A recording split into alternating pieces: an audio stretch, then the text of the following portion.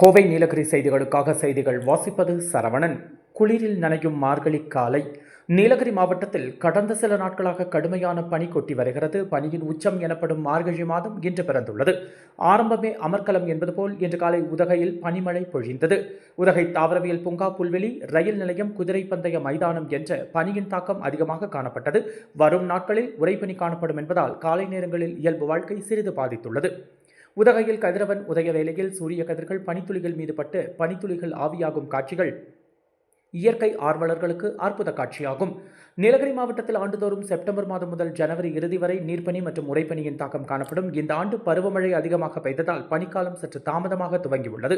உதகை நகரில் பெரும்பாலான இடங்களில் நீர்ப்பனி கொட்டியுள்ளது. நீர்நிலைகள் அருகே உள்ள புல் மைதானங்கள், தாவரவியல் பூங்கா, மார்க்கெட் பகுதி, குதிரை பந்தய மைதானம், படகு இல்லம் போன்ற இடங்களில் நீர்ப்பனி அதிகமாக காணப்பட்டது.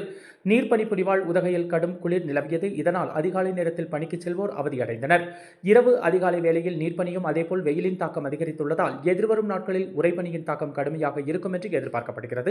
நீர்நிலைகள் மற்றும் இதன் அருகே உள்ள புல்வெளிகளில் அதிகாலை நேரங்களில் நீர்ப்பனி கொட்டி முத்துக்களாக காணப்படும்.